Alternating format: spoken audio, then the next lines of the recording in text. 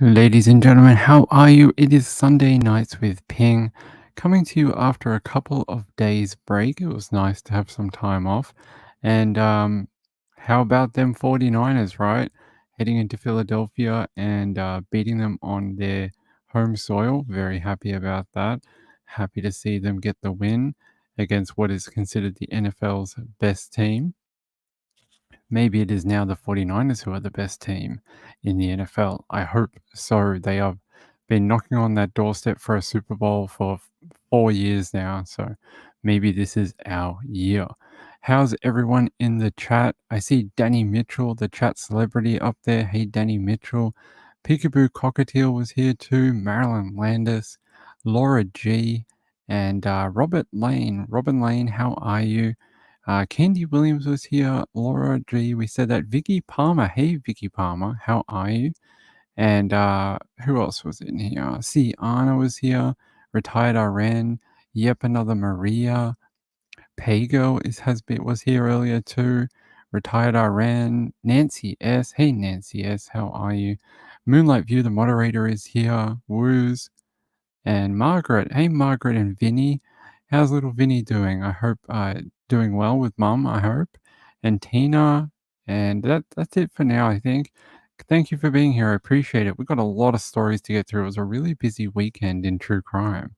There's been everything and anything that could happen has happened. So let me get set up. This is the first one. This is our title um, thing that we're going to talk about.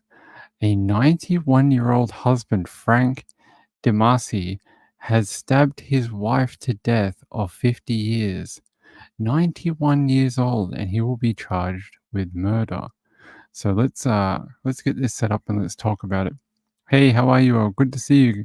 Coming to you live from a very hot Melbourne today. About 30 degrees down here in Melbourne, Australia. And yeah, let's have a look at what's going on here. It says here, Maria Di Masi, 85, was found dead in her Adelaide home. Nonna Maria was well known in the Italian community down there in South Australia. It says here her husband is expected to be charged with murder. I ask this because what do we do with people at this age that commit these type of crimes? 91 years old. What are you going to do? Sentence him to life in prison? I mean, it's difficult, and the prisons are not set up to deal with the elderly, frail patients. I mean, some of the homes we put people in are not set up to deal with them. So it says here an elderly great grandfather is expected to be charged with murder after he allegedly stabbed his wife to death amid claims he was angry over the state of their marriage of more than 50 years. Maria Di Masi, 85, was found dead inside the couple's home in Findon, in Adelaide's west, late Saturday night. Police were called to the home following reports of an incident and found Miss Di Masi's body with multiple stab wounds. It is understood Mrs. Di Masi had earlier returned from a community event. Her husband Frank, who uses a walking frame and is believed to suffer from a neurological disability, was arrested at the home and taken to Queen Elizabeth Hospital under police guard for treatment for non-life threatening self-inflicted injuries. The great-grandfather is expected to be charged with murder on Monday, which is today. Here's a photo of his wife of 50 years, Maria. It's very sad. It looks like she did a lot for her local community, serving the local Italian and wider community down there in Findon. And there's a bit of a photo of her cooking some Italian food. And you can see another photo with her. This is her grandson, Stefan Di Masi. So there. It says here, Di Masi was described by shocked neighbors as a frail man, suffering from what appeared to be early onset dementia, and would often be seen walking from their home to the corner store and back. Forensic officers were seen searching the home for evidence on Sunday before a deep clean van was called to the property. Mrs. Damasi's death has sparked an outpouring of tributes from everyone who knew her. Mrs. Damasi, better known in the Adelaide's Italian community as Nonna Maria, was a beloved cook who would always make meals for the vulnerable. She volunteered her time at her grandson's kitchen, Nonna's Cucina, a community based meal service which provides meals to those recovering from illness or medical treatment, the elderly, and people with disabilities. Mrs. Damasi was also regarded as the community's matriarch, who was known for sharing her Italian recipes and attending local children's birthday parties. There's a photo of their very typical home. We call those there's a sort of like a non-politically correct word that we call these. We sort of call them wog mansions down here. Neighbors said she was in good health and would often be seen using her mobility scooter along her street. Mrs. Damasi was also known for being incredibly proud of her family and was always doting on her three children, grandchildren, and great grandchildren. It says here the Premier of South Australia, Peter Malinakis, paid tribute to Mrs. Damasi, praising her volunteer work at Nonna Cucina. On a personal level, Maria was a very significant contributor to our state, particularly in the western suburbs Italian community. It says here, Nonna's Cucina will be very well known to a lot of South Australians, did amazing work delivering meals to people that are vulnerable, particularly the elderly. This is a good person who has lost their life in tragic circumstances. There's another photo of her doing her work at the Nonna Cucina. Yeah, Federal Health Minister Mark Butler also praised Mrs. Damasi for her dedication to giving back to the community. He said, Maria lit up the kitchen at Nonna Cucina. She was always extremely generous and made sure no one ever left her company hungry. Maria gave so much to her community and will be greatly missed by her loved ones and everyone who had the pleasure to meet her. It's a very shocking crime. And this lady, this is Margaret Beer, I think. In the middle? Maggie Beer? Yeah, this is Maggie Beer in the center of this photo. She's quite a famous chef down here, or like celebrity cook, well known in South Australia. She had a show on ABC for many years down here. And yeah, overall, it's very sad. But I raise the question again, what do we do with these people? 91 years of age, suffering from early onset mental illness, and killed his beloved wife. I mean, I don't know what to do with them. I'm going to read the chat here. Ugh, the bloody couriers are terrible. Hold on.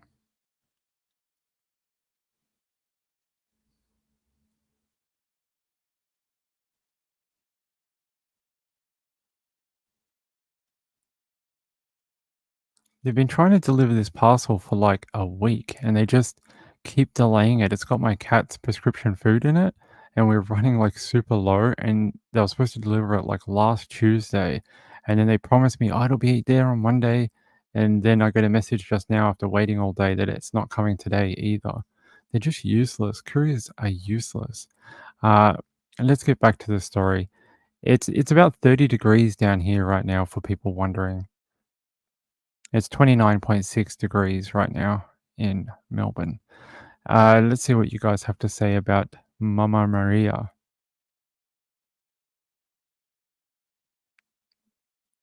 Marlene Clausen says, I do not think he was well in the mental health. It is sad.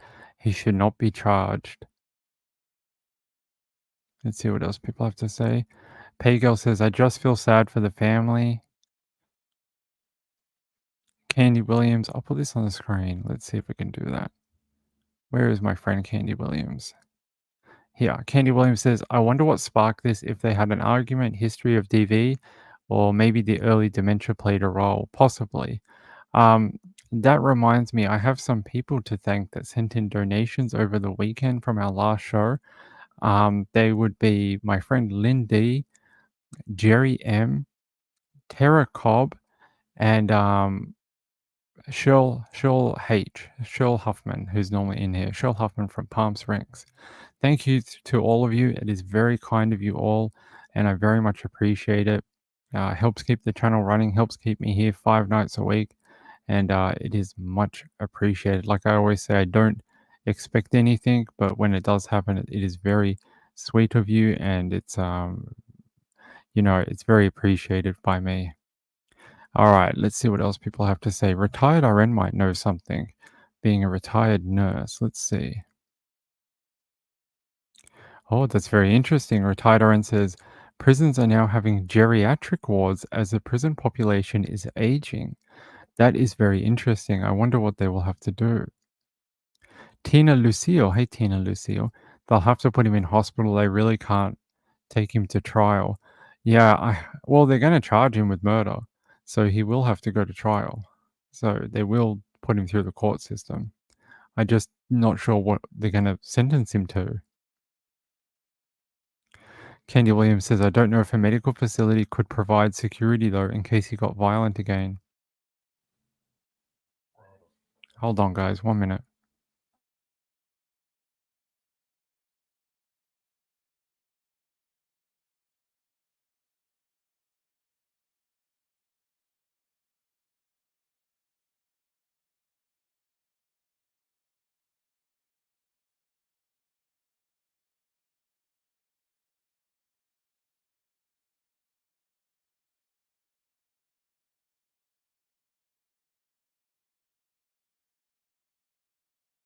Sorry about that. I was trying to tell someone about the courier.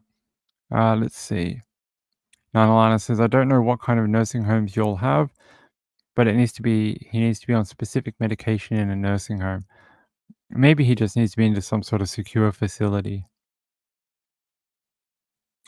Possibly, Nanalana, maybe he will plead guilty and not have a long trial and spare the family. Right, maybe just get straight into sentencing phase. Let's see. Hey, Gambler. Hey, buddy. How are you?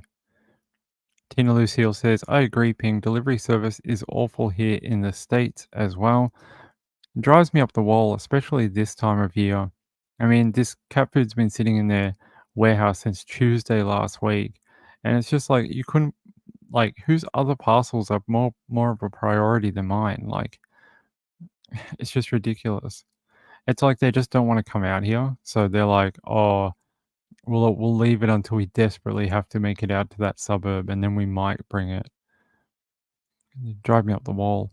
Retired RN says they may have to plead mental health issues, and yes, it could be sundowners. I don't know what sundowners is. Let's see, Marlene Clausen. I don't know what sundowners is, but you guys will have to tell me in the chat. Okay. Gambler says we are having unusual weather. It rained here a big part of the last couple of days. You know, it's interesting. Gambler sent me a story from Canada about a kangaroo that got loose in Canada, and apparently it jumped over the heads of its handlers and then went on the run. They thought they were going to capture it with a tranquilization dart, and then it escaped again, and now it's on the run in Canada somewhere. Apparently, it's living its good life in the snow in Canada. Funny kangaroo. All right, let's have a look here. We might be able to play this. I'm shocked, really shocked. I can't believe this. That's very sad. That is very sad. Only Franks walk in the street and he say hi to every single person. Even you walks in the morning, he'll say hi. Said, yeah, when you know people for many years, she always look after him all the time. There you go. Some people from their local community. Yeah, it is incredibly sad, and we'll keep an eye on it and see what happens as Frank goes through the South Australian court system, and I will bring you updates when we hear more about um, this case. But you just don't hear of this very often. A 91-year-old man stabbing to death his wife of more than 50 years. It says here he was angry about something to do with his marriage. So whether that was a real issue or something perceived by him due to his early onset dementia, we don't know yet. We may find out in the future. Paygirl says she saw the kangaroo on TikTok. That's pretty cool. Was it the same one in Canada? All right. Let's look here. I've got something here. Where is it? have some information somewhere here. Ping, why can't you find the information? This one. So this came out today. Apparently, a man in LA has shot and killed a burglar. I'm just trying to find the correct link. Because there's two links. One has more information and the other one doesn't. Here. It says here, a home invasion suspect attempting to break into a Granada Hills home on Saturday, December 2, was shot and killed by the homeowner, authorities said. Around 5 a.m., 3 to 4 men were trying to break into a residence in the 11400 block of Swinton Avenue, while the homeowner was present, also known as a hot prowl, according to Los Angeles police officer Angie Moran. During the break-in, one man pointed a weapon at the homeowner, who produced a gun of his own and shot the suspect. The man was pronounced dead at the scene, Moran said. The 3 other men fled, with a trail of blood leading the way from the home. Authorities believed at least one of the men was injured as well.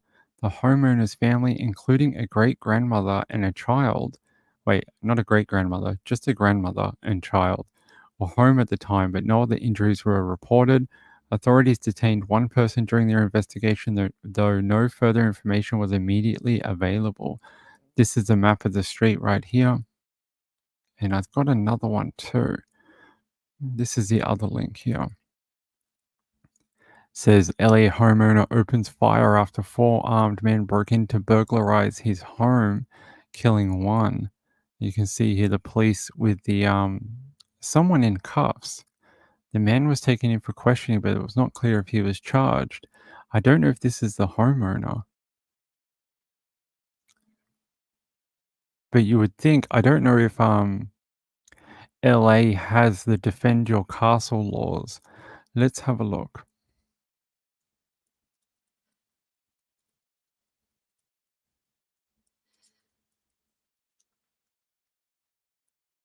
Let's see if it has castle doctrine or stand your ground laws in LA.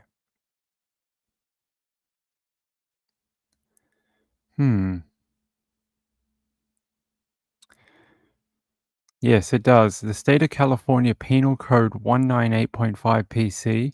The State of California gives you the right to defend your home with deadly force if necessary. So they do have a defend your home / castle doctrine that you can use. So be interesting to see whether this guy is charged at all or whether they release him because he was defending his home and family. Says here the name of the deceased burglar has not been released. 3 other suspects fled the scene and have not been identified, but police said a trail of blood suggested one of them had been injured. It's believed that an additional suspect was injured during the incident due to the trail of blood located during the investigation. Police found a vehicle linked to the suspects. Neighbors were alarmed by the incident but told KTLA they are not surprised. Pat Walsh said, "We've been having burglaries every day in this neighborhood, so I'm not surprised at all. It's a real problem. Residents are fed up." Other neighbors were glad the victims were not harmed or killed. The suspect messed with the wrong homeowner, a neighbor said. So hopefully this will stop them. It makes me feel good that people are able to protect their homes and stop these guys. It follows a spate of dinner-time burglaries in the area, with burglars breaking into homes when they think the residents are out for dinner. Anyone with information is urged to call the LAPD. Wow, that's really it looks like a decent neighborhood, nice neighborhood. I don't know this area, but it looks like a fairly nice residential area. We've got a bit of a thing here. Oh, Daily Mail. You can see someone being taken in for arrest. Looks like the video comes from somewhere called Key News TV on YouTube, I think. You can see this guy being walked back from the house. Don't know what else they're going to do with him. Let's have a look. Nothing. They're just doing their investigation. Not a whole lot. Wow. I mean, I think well done to the guy, but it's sad. There's probably someone who's not going to come home to their family, even though they were a burglar. Like, you know, you play silly games and you win silly prizes. That's what we say. Let's see what you have to say. You guys are still talking about the kangaroo. Give me 1 second, people. 1 minute.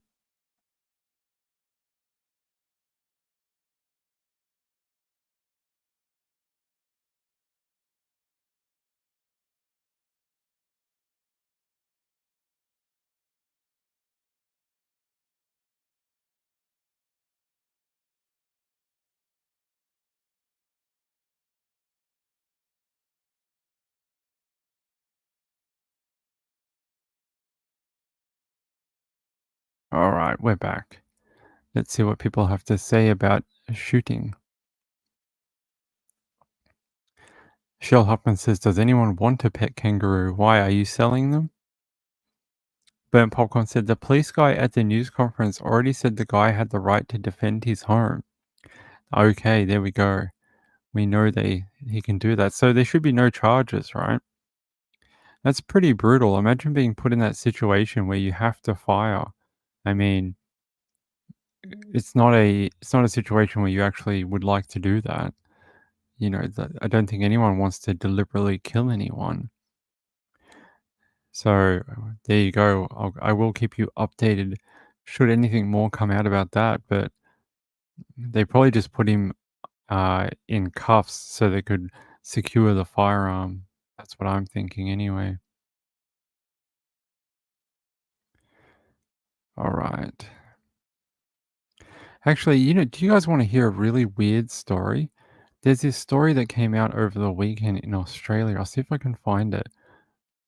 It's really sad. The guy in it is sort of dead or dying. This one. Bribie Island fall. Josh Taylor identified as the man buried alive in sand on Queensland Island and is now fighting for life. So, as I understand it, he dug a really big hole in the sand to bury a pig to cook it, like do the coals in the sand and cook the pig, whole pig. And apparently, at some point, he fell or slipped and went headfirst into the sand and was basically buried alive in the sand to the point where he couldn't be removed, and they had 12 guys on a rope trying to pull him out of the sand. He'd lost his pulse for 40 minutes while they tried to rescue him from the sand pit. And apparently, by tugging on him with the rope, he suffered extensive injuries to his body as well from the rescue, not just from being in the sand. And this all happened the other night. I'm going to show you. It says here, a young man left fighting for life after he was buried alive in sand on Bribie Island, fell into a hole which had been dug in order to cook a pig, it can be revealed. Queensland paramedics and RACQ Life Flight Rescue Helicopter were called to help Josh Taylor, 25, after he fell into a hole and was buried in sand on Bribie Island. It's just north of Brisbane, about 2 p.m. on Saturday. So that was Sunday for you guys. Wait, no, that's Friday for you guys. So, paramedics spent 2 hours at the scene trying to revive Mr. Taylor, who was without a pulse for 45 minutes. He remains in critical condition in hospital. Witness Nathan, who was among those who helped dig Mr. Taylor out, told 7 News that the 1.5 meter hole had been dug so a pig could be cooked underneath the sand. He stood up off the chair and the sand had given way a little bit underneath him. There's a photo of him, and there's them trying to rescue him on the island. He stumbled back, put his arms out to obviously break his fall. He's continued going down and knocked sand as he's put his arms out. He was that deep in the hole that you could not see him and his feet unless you were standing on top of the hole. Onlookers rushed to Mr. Taylor's aid, digging him out before tying a rope to his feet to pull him from the hole. There were 15 grown men on the end of this rope, and he would not budge. That's when the paramedics were like, pull him the other way, and the suction gave way, and he popped out. He said, I'm praying that he pulls through this. They're saying that he also suffered crazy injuries from the rescue. I'm trying to find that section. It says here, Mr. Taylor's family are by his side at the Princess Alexandra Hospital, where he remains in critical but stable condition. The witness, Nathan, was leaving the beach with his family when a group of men ran over yelling for help to rescue their friend from under the sand. When he arrived at the scene, the 25-year-old's family and friends were desperately trying to dig him out. There's a photo of him with his family. There's another photo of the scene. It looks a bit confusing. He said, I realized someone was head first in the hole and I was just digging and digging. When I first went up to the hole, I couldn't even see his foot. That's how deep it was. There were more than 15 people digging in the sand to get the man out before paramedics and rangers arrived. All his family were screaming at us, telling us to help, telling us to get a rope so we could pull him out. It was pretty gruesome. There were like 15 men on the rope pulling, and he did not budge. After some time of pulling and digging, the young man finally burst through the surface of the sand, but the force of being pulled out caused him further injury. It was pretty gnarly when he popped out. I threw up. He broke the suction, the force of everything pulling. When they finally got him out, the man did not have a pulse, and rangers began to perform CPR. Rangers in the area also applied a defib before his arrival of the paramedics. A helicopter pilot landed on the beach to deliver the RACQ Life Flight Rescue Critical Care Doctor and flight paramedics as close to the scene as possible. The rescue crew then flew the man to the Princess Alexandra Hospital in a critical condition for further treatment. It is understood it took 45 minutes before the man's pulse returned. 45 minutes dead. QAS paramedic Peter Batt said praised the actions of the people who helped out. The fact they had got a return of pulse on this young man after an extended period of CPR is evidence that good CPR was being done. It's a credit to those people who got in there and helped with their first aid. It's crazy. That warns you just how quickly things can go wrong when you think you're just doing something that's fun and, you know, doesn't even seem that risky. But it's not the first time I've heard of someone being just enveloped by a sand, like, you know, people digging in the near the beach or whatever. Nancy says, "What a freak accident!" Yes, very much. Marilyn Landis says, "Brain dead." I would suspect maybe at 45 minutes, you'd think so, right?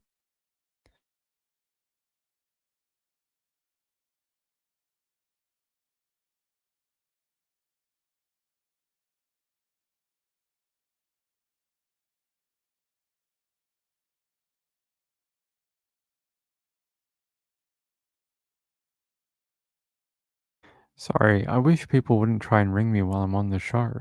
I feel like I'm Trish now. Stop calling. Um, let's see what you guys have to say. Lana says, no, that will cause brain damage. Yeah, you'd think so, right?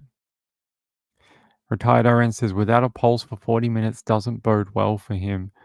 Yeah, wasn't thinking he would survive this.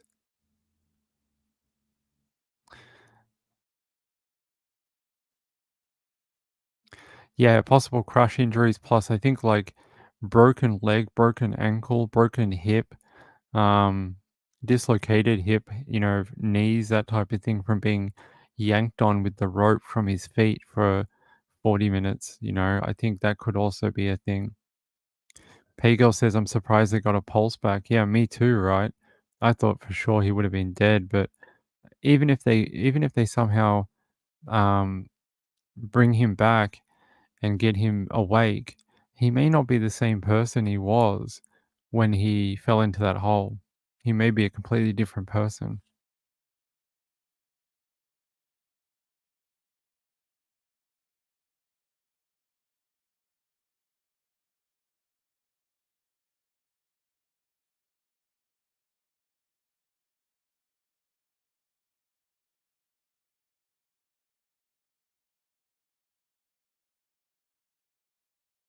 Sorry about that. Sorry, I hate having to keep doing that, but this person keeps ringing me. It's very annoying. Let's have a look. Let's have a look what you guys are saying. Shell Huffman says, I do hope he heals well. Me too. I hope somehow he's a miracle case and he lives, but I don't know. Brenda Kress, hey, how are you? Good to have you here on this Sunday night. Glad everyone could make it after the big day of football. All right.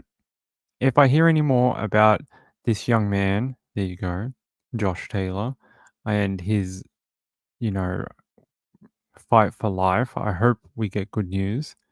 And if we do, I will bring it to you.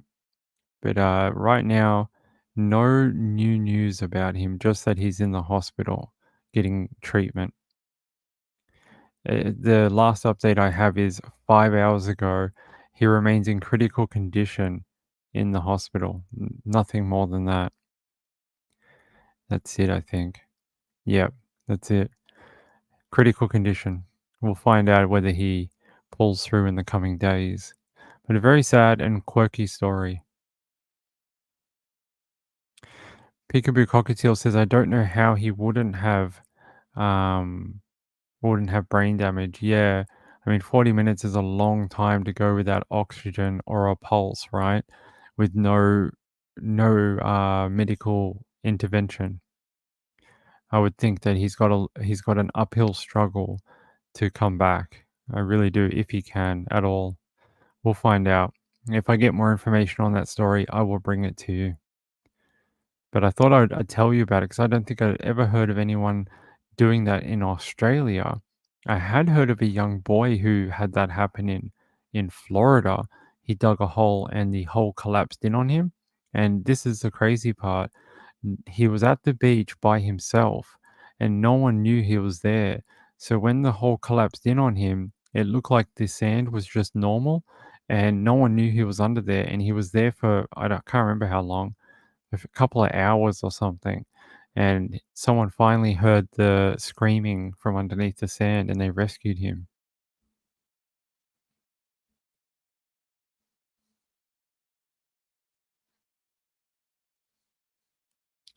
Yeah, it's pretty, so it's not a ideal situation to be in. And let me find out our next story.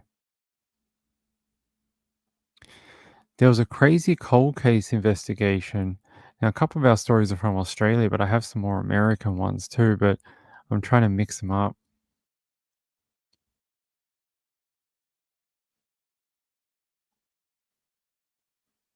I'm trying to mix them up a little bit. It says here, extraordinary cold case breakthrough as bones are linked to high-profile crime. Amid revelation, Sydney area may be dumping ground for bodies.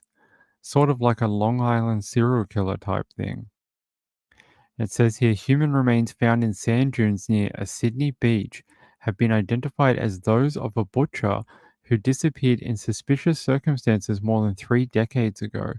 Paul Norton was last seen on April 9th, 1989, after spending the day with his sons at Leichhardt Oval, watching the Balmain Tigers play the Parramatta Eels. The 31-year-old was reported missing on April 14th. That's pretty long time ago. And Mr. Norton's car, a blue 1981 Commodore sedan, was found weeks later at a Hertz car rental facility at Sydney's airport domestic terminal on May 2nd, full of sand. A 1996 inquest determined that it was most likely that Mr. Norton's death was a result of homicide, motivated by his involvement in the drug trade. His remains were found at Kurnell, south of Sydney, in October of 2007 and were formally identified as belonging to Mr. Norton in 2019. The area was long rumored to be a dumping ground for bodies following underworld killings carried out in the 1970s and 80s. Prominent Sydney gangster Neddy Smith, who died in 2021, is believed to have used the area, plus another one near Sydney Airport at Botany, to dump the bodies of his victims. Those burial sites, which may yet give up more skeletons from unsolved homicides, are referred to by some as Neddy Smith's killing fields. Investigators used DNA technology, including familial samples, to identify the remains. Detectives are appealing for anyone with information to contact police about Mr. Norton's death. Initial observations by Strikeforce detectives have drawn links between the suspicious disappearance and likely murder of Mr. Norton and a series of underworld killings in Sydney in the 80s. Paul Norton's sister, Margaret Brown, hopes the appeal may provide some answers about what happened to her brother. She says, Paul and I were one of 6 children, and with only 4 of us remaining, we'd love to find some answers about what happened. Even though it's going back many years, we're asking anyone who might have information to contact police. Mr. Norton was described as being of Caucasian appearance with a freckled complexion, about 165 centimeters tall, of thin build, with brown hair.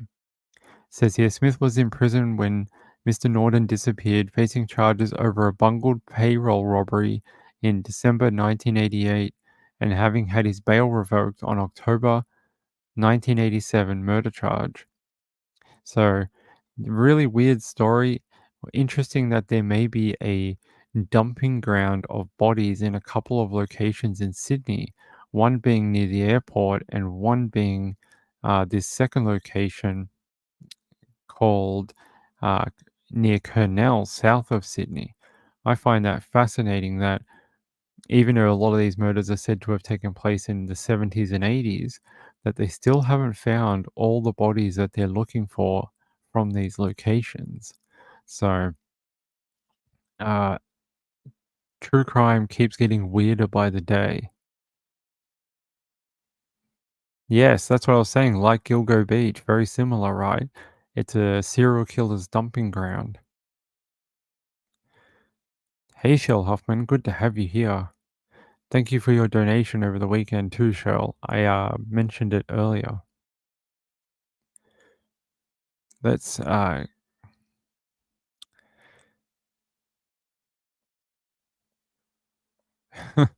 yes, ostrich are bigger than emu.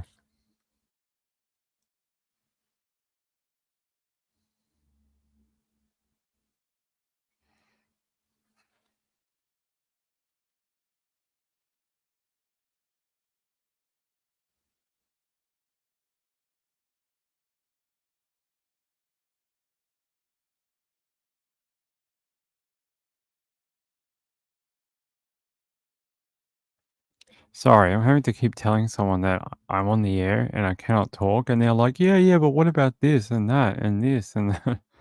They're not getting the idea that call me later. Let's see what you guys are talking about. I think it's pretty interesting. You know, in Australia, we don't hear a lot about serial killer dumping grounds, except they seem to all of the stories seem to be from the 80s. We're not hearing a lot of ones from like now or the 90s. You know, the ones are sort of like old serial killers. Most of them have died now, and you know, you don't really hear about any current ones. All right, that was a pretty weird story about Paul Norton, the butcher from Sydney, whose bones were found, and then they were just recently identified. There's a photo of Paul. They found it in 2007 and they weren't identified for like 13 years. I wonder why. Maybe they didn't know who it may have been, and they didn't know who to compare the results to. Maybe they got a hint that it may have been him. Guys, 1 minute.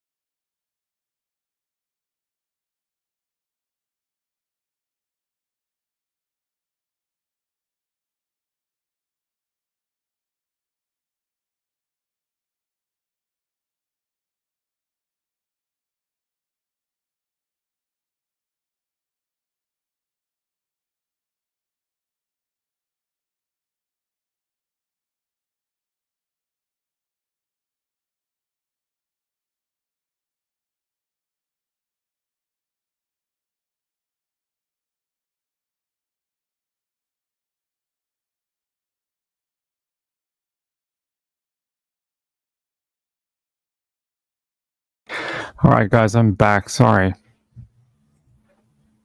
My cat decided that she wanted to jump on top of the freezer. And I was like, where's that noise coming from? And it was her on top of the freezer. And I was like, come on, you silly cat. Let's get down. Oh, it's everything today. It's like people want to call, cats want to jump on stuff. All right, let's get to the next story. I'm sorry about all the interruptions. Seems to be that type of day today. What else do I have? Let's see.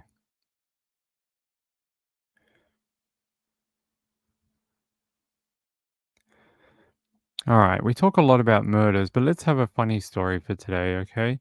Let's do something that's a bit more hilarious. It says here, now that's airing your dirty laundry. Moment furious woman hurls a mountain of clothes over NYC sidewalk after catching her boyfriend cheating. Look at this, check out the photos. Someone caught her literally in the act of throwing out all the clothes out of the high-rise apartment.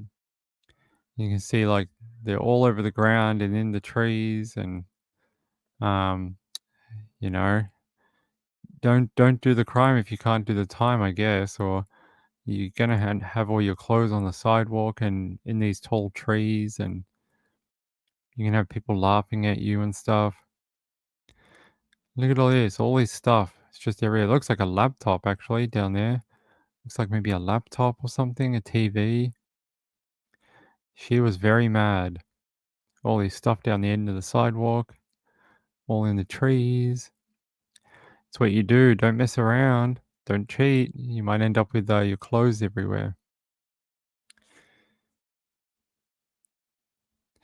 All right, you guys look at that while I get the other story. I thought that might be funny for you guys to talk about.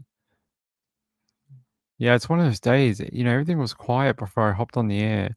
And then as soon as I hop on the air, everything starts going bonkers. Cats start playing up and just everything.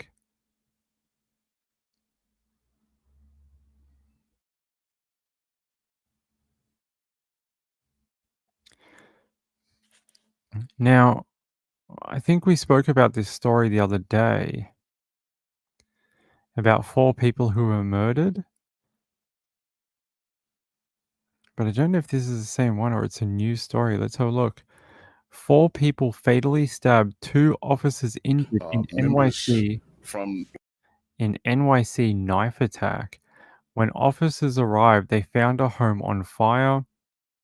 At least 4 people were fatally stabbed, including 2 children ages 11 and 12, early Sunday at a New York City home when a suspect went on what authorities allege was a rampage, allegedly setting fire to the couch in the residence and slashing 2 police officers with a kitchen knife before being shot to death. The stabbing frenzy erupted early Sunday in the Far Rockaway neighborhood of the borough of Queens, according to the New York PD. 2 police officers, both veterans of the force, responded to a disturbance and were attacked in the driveway of the home by the alleged perpetrator, whom they spotted carrying luggage from the residence. One officer was slashed in the face, the other sustained a cut to his head before one of them opened fire on the suspect, killing him, according to a preliminary investigation by the NYPD. They said this shows that police officers never know what they're responding to, what's waiting for them on the scene. That was from Patrick Henry, the president of the New York City Police Benevolent Association. They said this scene was chaotic, multiple victims, a house on fire, and a madman on a rampage on a mission. The suspect was identified as 38-year-old Courtney Gordon, who had one previous arrest stemming from strangulation domestic violence incident in the Bronx borough of New York City. There's the screenshot of the street with the cops in it. Sunday's violence unfolded just after 5 a.m. when police received a 911 call from a young female who said her cousin is killing her family members. Madry said 2 patrol officers, one a 28-year NYPD veteran and the other a 16-year veteran of the department, were the first to arrive on the scene on Beach 22nd Street and saw a man in the driveway of the residence carrying luggage. As the officers began questioning the man, who was later identified as Gordon, the alleged suspect nodded and attacked the officers with what Madry described as a typical kitchen knife. The one officer was slashed in the neck and chest area, and the other was cut in the head. Madry said despite being wounded, one of the officers, the 28-year department veteran, managed to draw his weapon and shoot the perpetrator, stopping the attack. There's a photo of the knife on the ground there. It looks like some sort of just typical small kitchen knife or some sort of cutting knife.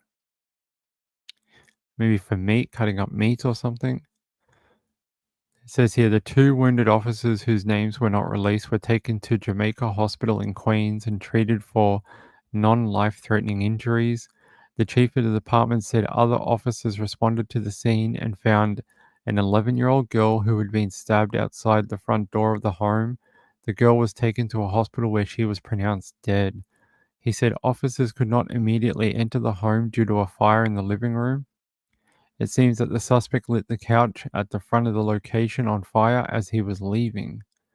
The New York City Police Department responded to the scene and extinguished the blaze. When officers entered the residence, they discovered 3 people fatally stabbed in the 2 back bedrooms of the home, including a 12-year-old boy. A 61-year-old woman was also found stabbed in the house and taken to Mount Sinai Hospital in Queens in critical condition. Others killed during the incident were a 44-year-old woman and a man in his 30s. The names of the victims were being withheld by police pending notification to their relatives. Wow, that's really awful. So this guy really did go on a rampage. That's how I would describe it. I mean, he attacked all those people in the home, and then he attacked the cops. Let's see if we can watch this. The 101 precinct received a 911 call of assault in progress, where basically a young female caller stated that her cousin is killing her family members.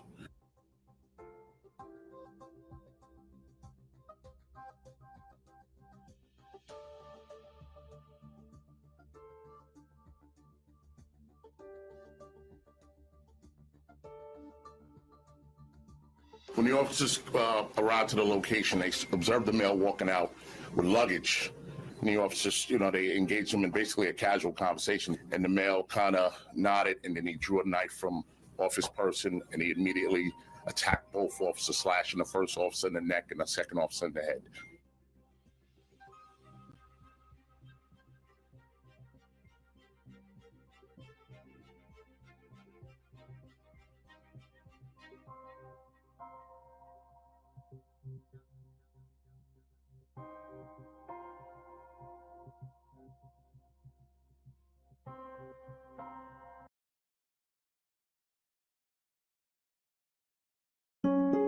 Hey, what are you doing? Don't do that. There we go.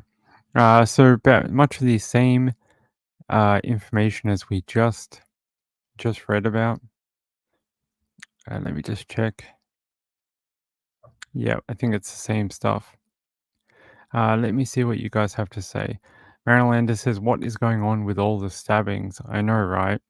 It seems like every day we read about another stabbing. We heard about another one last week, and I thought they were connected because it was very similar.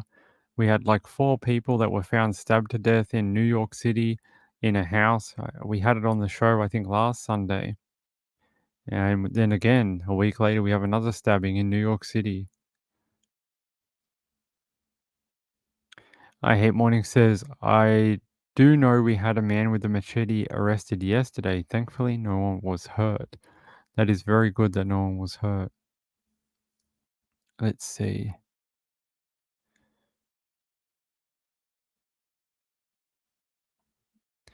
Tina Lucille said, this is a sad story. It is, right? I don't know what that's in relation to. Andrew says, strangely, yes. Hey, Andrew, how are you? Laura G says, can you imagine finding your undergarments decorating the sidewalk? I mean, I don't think so, right? I mean, that would be horrible. Hey, Laurie, go Cowboys. Good to see you. Marilyn Landis says, airing your dirty laundry. It's definitely doing something like that, isn't it? That other one.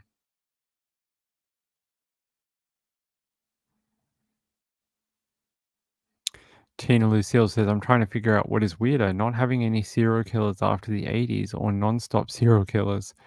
I know, it's a bit weird. Or at least maybe we haven't found their dumping grounds. Maybe they are smarter than the ones in the 80s. They don't use the same place consistently. All right. Let's get back to it.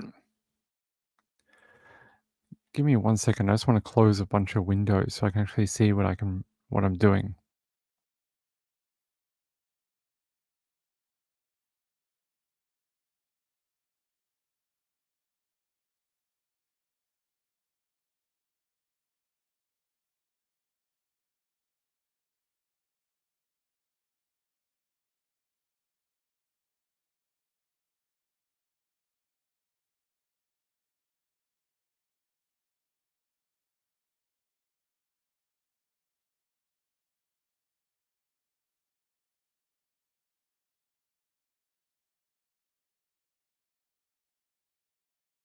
All right. Says here from our friends at WAFB, man arrested after deadly shooting at Port Hudson trail ride, allegedly shot into the crowd. Now, let's see if this is the right one. Breaking tonight. One person is dead, several others injured after a shooting at a party in Port Hudson. This happened just in the last 90 minutes. I don't know if that's the right one. So it says Port Hudson, Louisiana. A man has been arrested following a deadly shooting at a large ATV trail ride in Port Hudson on Saturday, December 2nd. The Eastern Baton Rouge Parish Sheriff's Office said Lamar Hall, 32, was taken into custody after allegedly shooting into a crowd of people at the event, which had more than 1,000 people. Deputies say gunfire erupted around 8:20 p.m. Saturday on West Port Hudson Plains Road. Upon arrival, deputies found 16-year-old LaTorra Smith unresponsive with gunshot wounds. He died at the scene. 2 other people were hurt in the shooting and are expected to be okay. Several others were injured as they tried to flee from the area, deputies say. Detectives say Hall admitted to firing his weapon at the trail ride, claiming there was a large shootout with an unknown individuals. On Sunday, December 3rd, he was booked into the East Baton Rouge Parish Prison on charges of principal to first-degree murder and illegal use of a weapon. There's a bit of a photo of the cop cars. Several other unidentified suspects were detained for their involvement in the shooting, according to arrest records. What does that mean? Several other unidentified suspects were detained for their involvement in the shooting. So was there like a back and forth? Because he said that there was other people.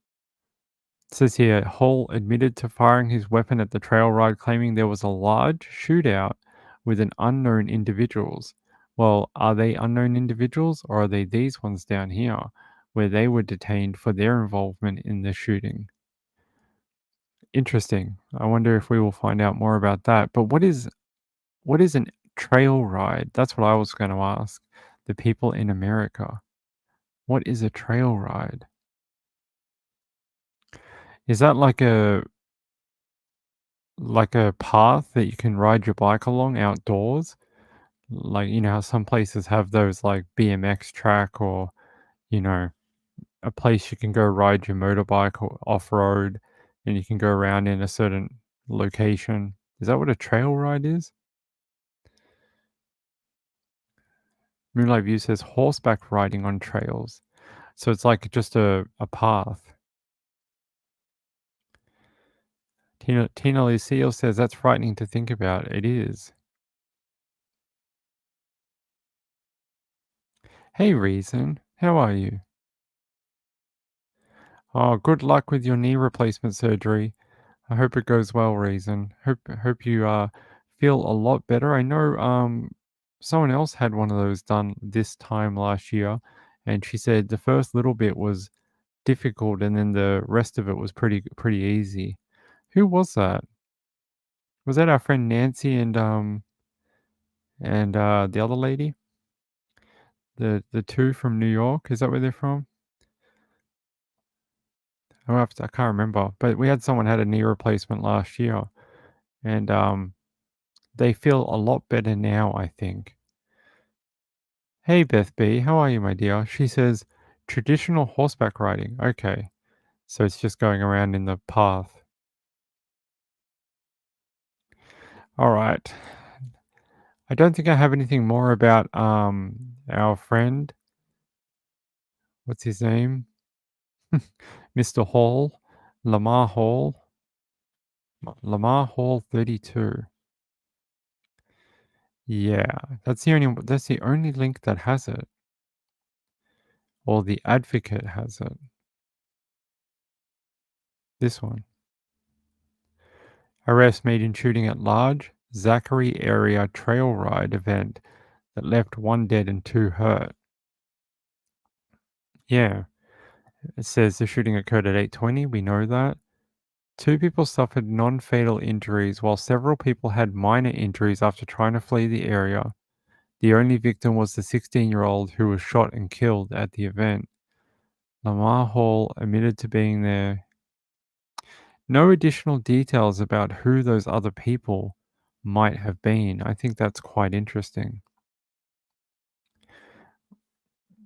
I wonder if we'll find out who those other people they reckon they arrested were.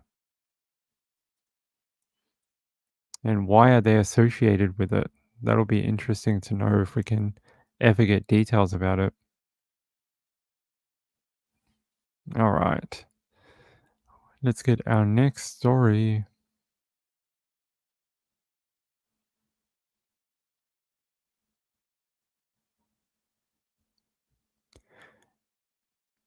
Oh yeah, there's our main story that we're going to talk about. If you guys have seen the news about 1 dead, 4 injured after homeless men shot in the Las Vegas area, there was an arrest in this the other day, and we were speaking about it. I'm just trying to find the correct link for it.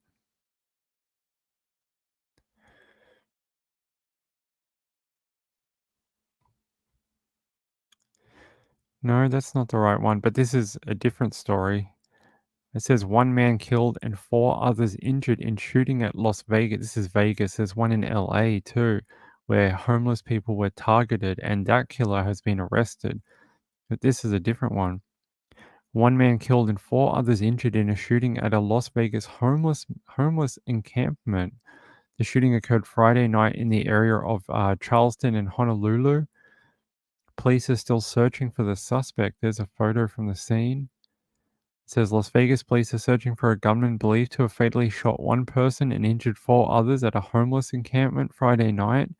The shooting occurred at 5:34 p.m. in the area of Charleston and Honolulu, and it says they were all taken to hospital where a man believed to be in his 50s was pronounced dead. 2 other men in their 30s are hospitalized in stable condition, and 1 man in his 30s is critical. Another man is said to be in his adult teenage years and was in a stable condition in the hospital. Witnesses told police they saw the suspected gunman flee the area in a dark sedan. Jonathan said they were still trying to confirm that information.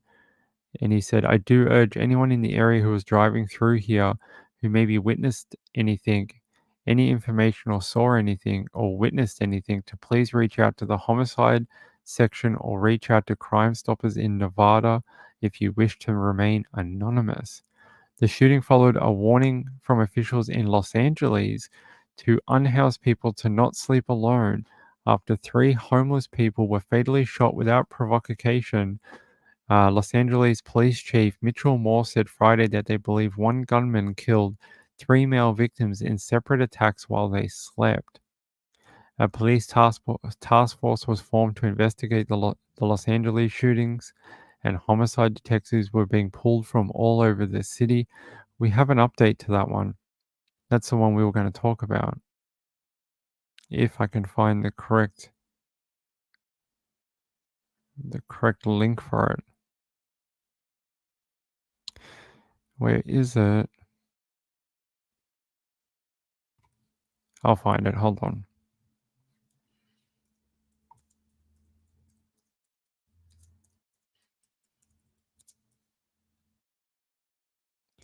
Here we go.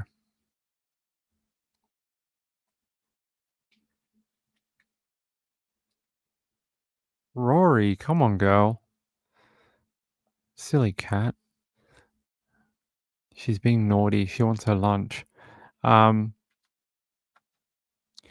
says here, police in Los Angeles have identified the suspect believed to be responsible for the murders of 3 of the city's homeless population who were shot and killed as they slept this week. Los Angeles Police Chief Mitchell Moore announced on Saturday the suspect was identified as Jared Joseph Powell, 33, a black male who is a resident of Los Angeles. Powell is suspected in a fatal shooting during a robbery in San Dimas, about 28 miles east of Los Angeles.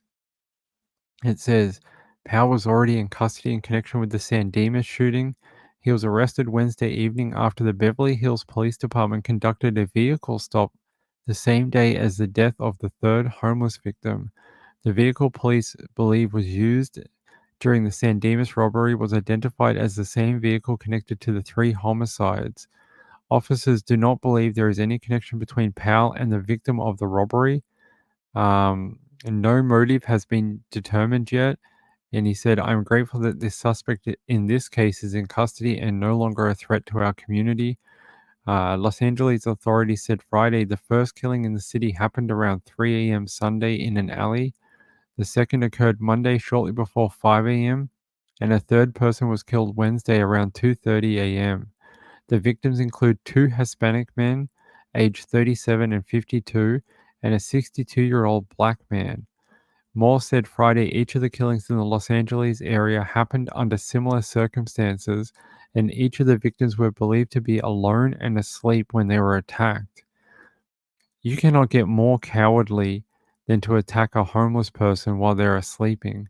They are not a threat to anyone, and that is just game shooting, basically. You're basically going sport shooting of humans, and humans of the most vulnerable in our society. And that is disgusting. It really is. And that guy should just instantly get the death penalty. I know in CA they don't have it, or they do have it, but it's been whatever they call it. They put it on hold or whatever, and they're not using it right now. But that guy, they should ship him to Texas, make him have to stand trial over there, because that's really just the lowest of low. It says here, police said they believe a single person approached each victim as they slept, opened fire, and then walked away, according to Moore. Each victim was experienced homelessness, alone, and killed in an open area, either a sidewalk or an alley, he said. The killings happened in various locations in the city, including one near Skid Row, a downtown LA area known for its large homeless population. The City of Los Angeles Mayor Karen Bass said Friday the homeless community in Los Angeles, home to one of the largest unhoused populations in the country, already faces dangerous conditions daily, with 4 to 5 unhoused people dying every single day for a variety of reasons, including violence. The mayor said following Friday's news conference, her office convened more than 400 people representing city departments, housing service providers, regional agencies, and elected officials to ensure they would go out and, what does it say? They would go out about the threat facing our unhoused community and let individuals know of the threat. A shooting at a homelessness encampment in Las Vegas on Friday afternoon did not initially appear to be related to the fatal shootings in Los Angeles. But yeah, I'm glad they got him. What a piece of crap that guy is, and just horrible. I think this is a video of it. Let's have a look. if it'll play. Now we know that a man has been arrested, not just for 3 killings, but authorities now saying they believe this man is responsible for 4 different killings, killing 3 people that were unhoused here in Los Angeles, and then also following someone home, robbing them and killing them as well. And so police now saying this is a man that they hope to prosecute after this arrest. That is the current focus. I want you to listen to what the police chief just said as this press conference is ongoing. This afternoon, it is with tremendous pride that I announce that their collective work, in concert with the work of the Los Angeles Sheriff's Department, Beverly Hills Police Department, has resulted in the identification and the arrest of the individual we believe is responsible for these vicious crimes. Tragically, that same individual is also believed responsible for the murder that occurred during a follow-home robbery in San Dimas, making this suspect responsible, we believe, based on our investigation, for the murder of 4 individuals over the course of 4 days. And this is a Los Angeles resident, 33 years old. Authorities announcing that arrest just moments ago and saying that this has been the work of the task force, of everybody coming together, trying to identify this person. They were also able to identify a vehicle, and that's really what led them to that arrest. They say that vehicle was spotted in the different areas where they believe the unhoused people were murdered. They say that during this past week, what this man essentially did was walk up to homeless individuals, shot them, and left. These were people who were sleeping on the streets, who were alone, and who were in open areas, whether that was a sidewalk or an alley. And that's how authorities began sort of connecting the dots by seeing these killings. They say the first one happened on Sunday at around 3 in the morning, the second happening Monday just after 5 in the morning, and then on Wednesday at 2:30 p.m. They had said that the victims were 2 Hispanic men and 1 black man. Now, we do not know the identity of that 4th person that authorities now say was killed as well. We're obviously getting all of that information right now as that press conference is ongoing. But this, of course, had shaken Los Angeles over the last 24 hours because this is a city that houses so many unhoused individuals. Like they said, that homeless community already faces so many threats each day that several of them die every single day in Los Angeles. They don't have to contend with some person on a killing spree just targeting them while they're trying to get some sort of sleep in what is already a rough area in LA. I mean, I don't know. Those people really upset me. Those people are already so down on their luck, and you're going to take the life of them. Like, it's happened before. We had someone that killed homeless people in LA just a few months ago that we covered. It has to stop, and we have to give even harsher penalties to people who try and do this, people who try and prey on the weakest of our society, the people who need the most help.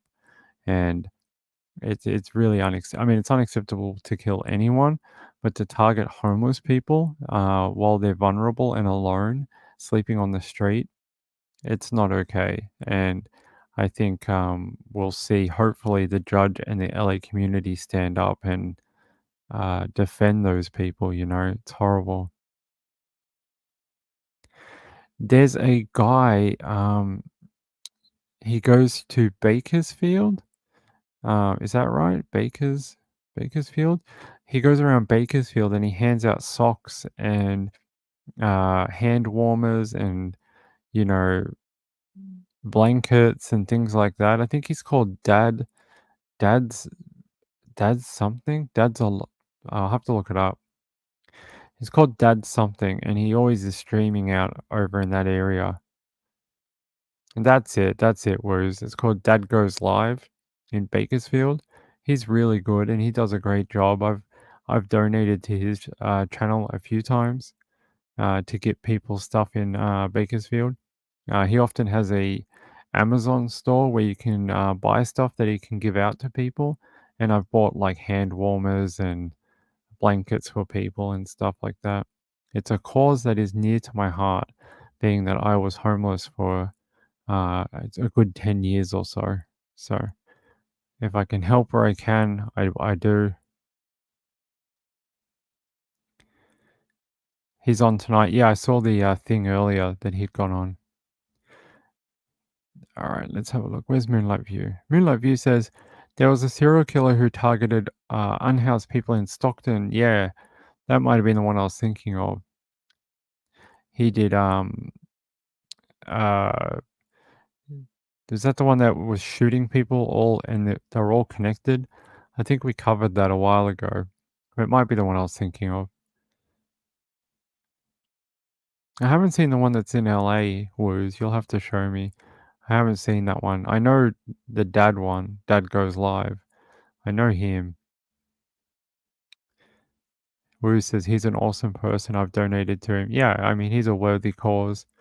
I definitely give to him when I can. And he's does some good work over there helping people out. He seems to know everyone too. Most of the regulars. He seems to know most of the dudes over there that get stuff from him, or he gives out food, or what is he gives out like food vouchers and things like that as well, so they can get food and stuff like that. All right, I think we're gonna wrap up. We've done our hour and a bit, and I don't have any more stories for tonight. So, and I think everyone's tuning out anyway. So, I think we're gonna wrap up. We'll be back tomorrow night for sure for the very first episode of Nights with Ping for the week, your Monday night stream. I don't 100% know what's going on yet. I don't know if Trish is going to be back tomorrow night. If she's going to be back tomorrow night, we will be going at 9 p.m. I'm not sure what's going to happen this week. Could be a little messy while we figure out what's going on. And then once everything settles down, we'll find a good time for us to go live each night, because I won't be able to go live at 10 o'clock anymore. When she comes back, we won't be able to do that any longer. So, Candy Williams says, on LAOC last night, we came upon a badly wrecked blue Ferrari on Sunset Boulevard. It turned out that their car retro belonged to actor Michael B. Jordan, who they said was the driver. Oh my God. That's interesting. The guy from the boxing movie, the sequel to Rocky. I can't remember what they're called now, but they're pretty good movies. I like those movies. Creed. That's it. Creed. They're doing a new one too. I'm pretty sure they're doing like a Creed 4 soon. They're writing it right now. And Creed 3 was pretty good too. So, all right. I just don't think I have anything else for you guys. Let me have a quick look. Let me have a quick look, but I don't think so.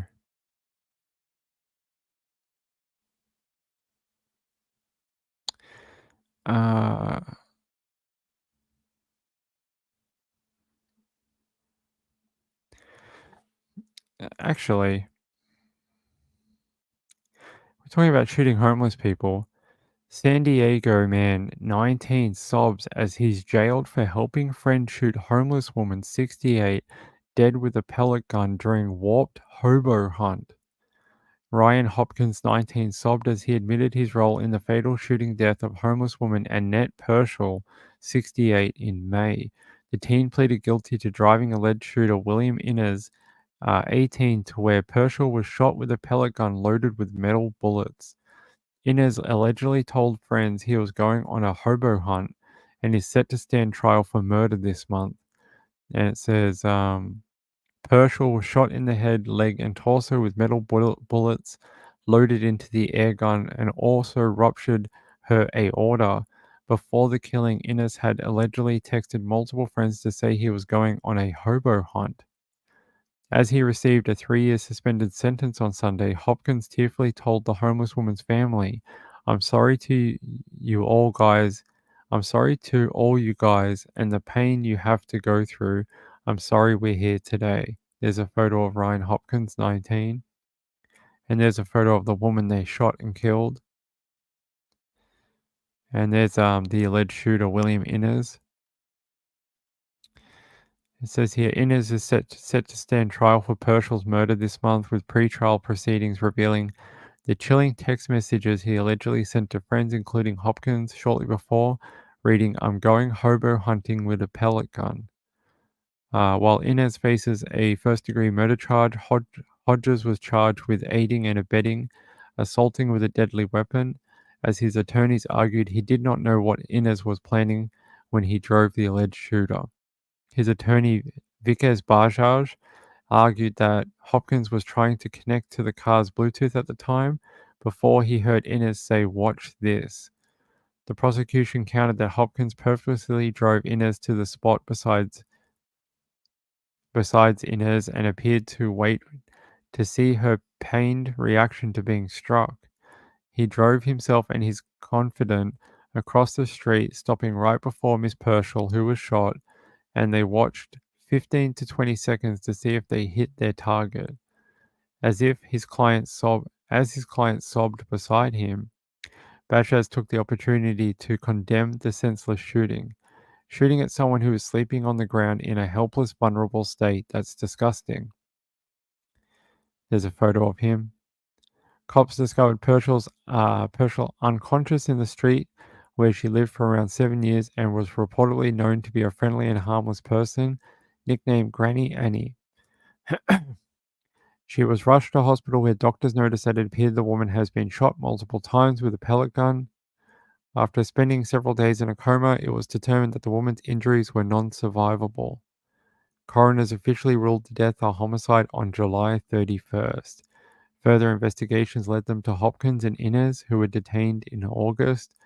Both teenagers initially pleaded not guilty when they were arrested, and both were charged with homicide. However, Hopkins pleaded guilty to the lesser charge of aiding and abetting assault with a deadly weapon. Wow. How awful. We've got to stop this whole it's okay to, target the homeless population for your thrills and your outlet for your anger or whatever, boredom. It's not okay. They may be down on their luck, but they're still human and they're still people. They're not your play toys or something like that. We've got to do more to protect them. It's really sad. And I don't like seeing people, homeless people being targeted like that. It's really awful. And so if you see something, say something, get the change going. So if you see people hurting homeless people or even annoying them, that could be a first step to people targeting them later on with violence. So it's just an awful thing to read about. It really is. I hate leaving on such an awful story, but I don't think I have a funny one to end the night on, except if I can find the kangaroo.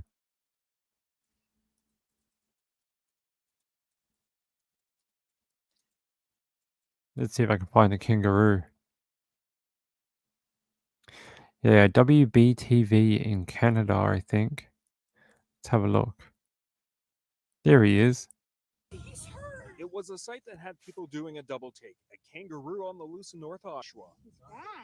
I've been working at the zoo for quite a long time. I started there when I was 13 and I'm now 42. So we're going on about 30 years and I have not experienced anything like this. The park supervisor at the Oshawa Zoo says the kangaroo was destined for a zoo in Quebec. It was supposed to spend the night at the Oshawa Zoo when it somehow escaped its handlers. As the animal handlers who were transporting this thing, as they were trying to unload it into our warm room last night where the kangaroo would be staying, it jumped over their head out of the trailer and it has now escaped and we are in the process of tracking it down. Police received multiple reports about the kangaroo shortly after 7:30 this morning.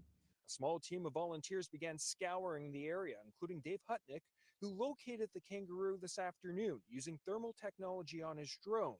It hunkered down at a farm about 2 kilometers away from the zoo. And realized it was the kangaroo when it began to hop across the field.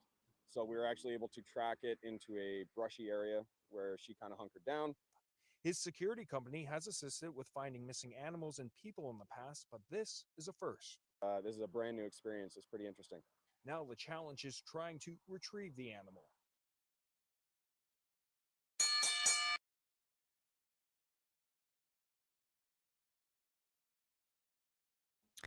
There you go. You can see the kangaroo, as they explained when they were on a stopover at the Oshawa Zoo. It jumped over the handlers' heads and escaped. It was supposed to be staying the night there because it's warm and because it's snowing. They wanted it to have like somewhere warm instead of staying in the container in the truck. They wanted it to have like a warm bed to, hunker down in because it's snowing. But now it's on the loose in Oshawa or around there, and they can't seem to capture it. Last night they were apparently close to it with a tranquilizer gun, and then it escaped again, and it's still on the run somewhere in Canada. So he's trying to come home, I'm saying. He's trying to run to Australia. And I don't see any update except for, yeah, I don't see any more updates. Hopefully they'll find him. I mean, he's still a kangaroo. You'd have to be able to find him somewhere. But if you look on Twitter, there's sightings all over the area of the kangaroo just bouncing around, having the time of its life, running down the highway. At least it's not a panther like in the UK. In the UK, a panther escaped from somewhere and people were spotting it in their street. And they still don't know where the panther went. And to this day, it's still a mystery of where the panther came from. And they don't know where it got to either. It's just a folklore at this point in the UK. But yeah, they had a panther on the loose. Yeah, he's just hopping around. He's going to hop back to Australia, hop on a ferry or something, get back down to Queensland, get back into the outback. I mean, it makes me sad seeing our national animals in other countries and, kept as pets or zoo animals or whatever. They need to be out in the wild, hopping around. Yeah, panther would be pretty scary. Kangaroo, he not scary. They're pretty friendly animals. They can be. They can be violent too. Kangaroo will beat you up in a second if it wanted to. There's a video of a kangaroo drowning a dog. It had it in a headlock under the water. And yeah, they don't like dogs apparently.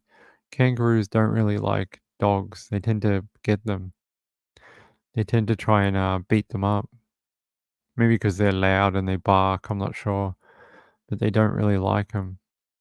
All right, it's time to wrap up for the night. It's been a great Sunday night with Ping. I have enjoyed it. It's great to see everyone after the weekend. But we'll be back tomorrow night. I will let you know on the community tab and the Twitter about what time it'll be. I need to just confirm a few things first, and then we can figure it out from there. But I really appreciate everyone coming tonight. I hope you had a great weekend. There was so much going on in true crime. And I want to thank my friend Robin Lane for sending in the donation during the show. Robin Lane, that is extremely kind of you and very generous. Thank you very, very much. And yeah, I hope the people from the last week saw their name in the thumbnail. Each week, doesn't matter what day, if you send in a donation, you'll end up in the Sunday thumbnail. And we will have a video that ends the stream starting this week, and the names of everyone who donates throughout the month will have their name on the ending video to every stream. I'm just in the middle of finishing it, and it'll be done like that for the rest of time until I make a new one, and that'll be it. And then when we have Patreon, the Patreon names will be in there too. So eventually we'll switch to Patreon, hopefully sometime in the new year. So until then, thanks for being here tonight. I very much appreciate it. Hope it was interesting and some weird stories from around the world to do with true crime. And I will see you tomorrow night. Tomorrow night, again, we don't know what time, but we'll get there. And thanks to Moonlight View for moderating. Thank you to everyone in the chat for turning out tonight. Thank you to the new subscribers to the channel. I very much appreciate it. And thanks for being here. And to the replay crew, leave a comment. I'll come and talk to you after the show. Have a question about anything we talked about? Leave a comment and I'll get back to you. until tomorrow night, I'll see you later, and keep safe, everyone, and peace out. Bye bye.